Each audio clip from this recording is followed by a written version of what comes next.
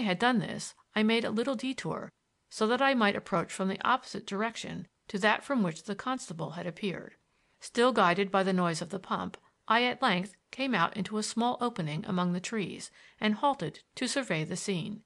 The center of the opening was occupied by a small pond, not more than a dozen yards across, by the side of which stood a builder's handcart. The little two-wheeled vehicle had evidently been used to convey the appliances which were deposited on the ground near it, and which consisted of a large tub now filled with water, a shovel, a rake, a sieve, and a portable pump, the latter being fitted with a long delivery hose. There were 3 men besides the constable, one of whom was working the handle of the pump, while the other was glancing at a paper that the constable had just delivered to him. He looked up sharply as I appeared, and viewed me with unconcealed disfavor. "Hallo, sir," he said to me. "You can't come here." Now, seeing that I was actually here, this was clearly a mistake, and I ventured to point out the fallacy. "Well, I can't allow you to stay here. Our business is of a private nature." "I know exactly what your business is, Inspector Badger."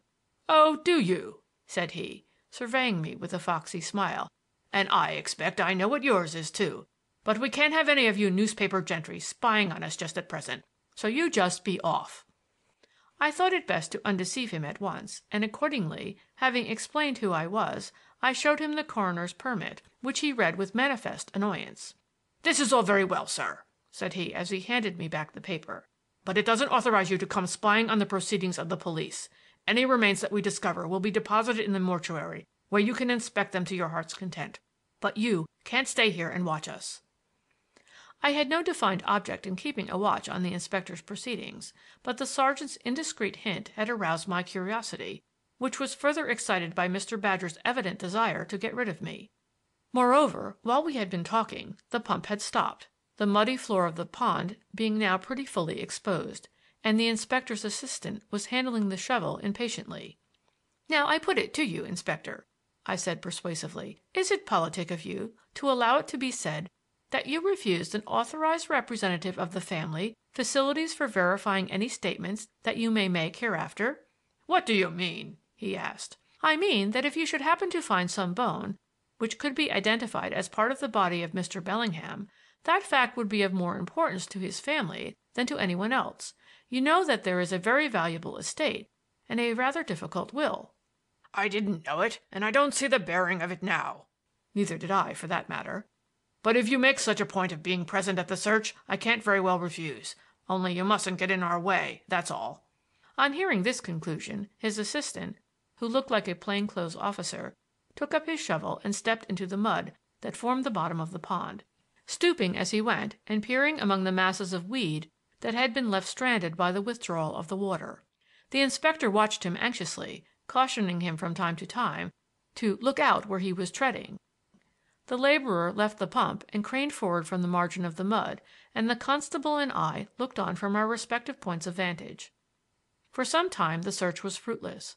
Once the searcher stopped and picked up what turned out to be a fragment of decayed wood. Then the remains of a long deceased jay were discovered, examined, and rejected. Suddenly the man bent down by the side of a small pool that had been left in one of the deeper hollows, stared intently into the mud, and stood up. "There's something here that looks like a bone, sir," he sang out. "Don't grub about, then," said the inspector. "Drive your shovel right into the mud where you saw it and bring it to the sieve." The man followed out these instructions, and as he came shoreward with a great pile of the slimy mud on his shovel, we all converged on the sieve, which the inspector took up and held over the tub, directing the constable and laborer to lend a hand, meaning thereby that they were to crowd round the tub and exclude me as completely as possible. This, in fact, they did very effectively with his assistance, for, when the shovelful of mud had been deposited on the sieve, the 4 men leaned over it and so nearly hid it from view that it was only by craning over, first on one side and then on the other, that I was able to catch an occasional glimpse of it and to observe it gradually melting away as the sieve, immersed in the water, was shaken to and fro. Presently the inspector raised the sieve from the water and stooped over it more closely to examine its contents. Apparently the examination yielded no very conclusive results, for it was accompanied by a series of rather dubious grunts.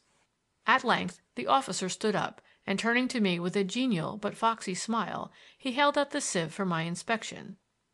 "Like to see what we have found, Doctor?" said he. I thanked him and stood over the sieve. It contained the sort of litter of twigs, skeleton leaves, weed, pond snails, dead shells, and freshwater mussels that one would expect to strain out from the mud of an ancient pond. But in addition to these, there were 3 small bones, which at first glance gave me quite a start until I saw what they were. The inspector looked at me inquiringly.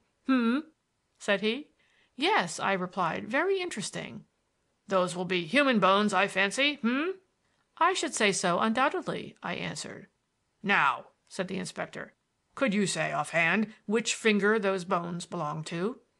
I smothered a grin, for I had been expecting this question, and answered, "I can say offhand that they don't belong to any finger.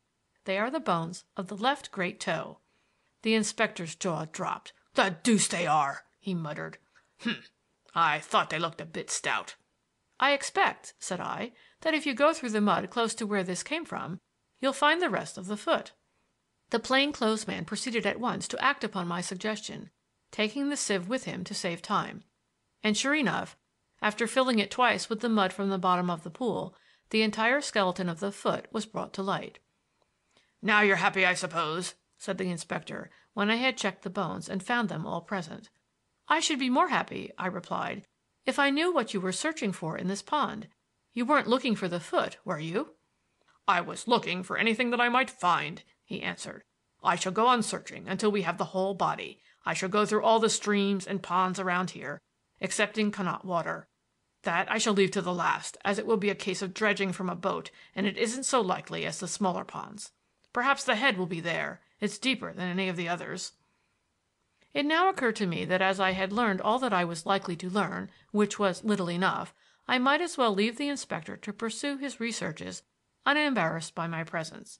Accordingly, I thanked him for his assistance and departed by the way I had come. But as I retraced my steps along the shady path, I speculated profoundly on the officer's proceedings. My examinations of the mutilated hand had yielded the conclusion that the finger had been removed after death or shortly before, but more probably after. Someone else had evidently arrived at the same conclusion and had communicated his opinion to Inspector Badger, for it was clear that the gentleman was in full cry after the missing finger. But why was he searching for it here when the hand had been found at Sidcup? And what did he expect to learn from it when he found it? There is nothing particularly characteristic about a finger, or at least the bones of one, and the object of the present researches was to determine the identity of the person of whom these bones were the remains. There was something mysterious about the affair, something suggesting that Inspector Badger was in possession of private information of some kind. But what information could he have, and whence could he have obtained it? These were questions on which I could find no answer, and I was still fruitlessly revolving them when I arrived at the modest inn where the inquest was to be held, and where I proposed to fortify myself with a correspondingly modest lunch as a preparation for my attendance at the inquiry. End of chapter 12.